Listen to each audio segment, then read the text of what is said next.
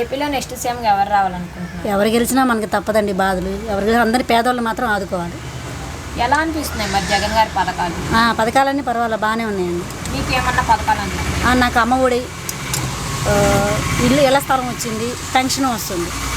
ఆ ఇళ్ల స్థలం ఇచ్చిన సెంటు భూమి ఎందుకు పనికిరాదని చెప్పి బాబు గారు అంటున్నారు. ఇల్లు వేస్తారు కాబట్టి బాగానే ఉంటుంది కదా, వాళ్ళు అంతే అంటారు. అదేం లేదు, బాగానే ఉంటే వేస్తున్నారు, చేతి దాకా వస్తే పర్వాలా. మరి నెక్స్ట్ సీఎంగా జగన్ గారు గెలుస్తారంటారా?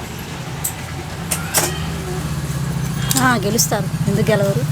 అంటే ఇన్ని పథకాలు పెట్టారు, ఇంత మంచిగా పరిపాలన చేస్తున్నారు, మరి అలాంటి మంచి వ్యక్తిని ఒక సైకో రౌడీ అని చెప్పి అంటున్నారు.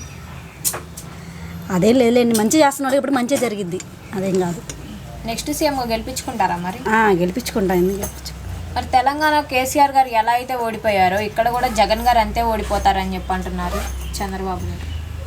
అదేం లేదులేండి, ఆ జగన్ అన్నీ మంచిగా చేశారు, జగన్ మంచిగా జరిగింది.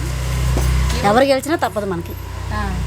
యువగలం నవశాఖ సభలో ఇప్పుడు అంటున్నారు కదా బాబు గారు, మహిళలకి బస్సు ఫ్రీగా పెడతాము, గ్యాస్ సిలిండర్లు ఉచితంగా ఇస్తామని చెప్పి అంటున్నారు. నమ్ముతారా? కాదు, చంద్రబాబు నాయుడు గారు గెలిస్తే అట్లాగే చేస్తే నమ్ముతాం. మరి ఇప్పుడు ఇంతకన్నా ఎక్కువ పథకాలు నేను ఇస్తానని చెప్పి చంద్రబాబు గారు అంటున్నారు, దాని గురించి ఏమంటారు? పథకాలు పెట్టినా బాగానే ఉంటుంది, కానీ అది అందరికీ అందేటట్టు ఉంటే ఇంకా బాగుంటుంది. ఇప్పుడు లేని వాళ్ళని చూసి కొద్దిగా చేస్తే బాగుంటుంది. అంతా అయిన వాళ్ళకి వాళ్ళకి వస్తున్నాయి, అంటే అన్నీ ఉన్నోళ్ళకి లేని వాళ్ళ దాకా రావట్లా, ఏదో ఒక చిన్న ప్రాబ్లం చెప్పి తీసేస్తున్నారు. అది అన్నీ అందరికి వస్తే బాగుంటుంది.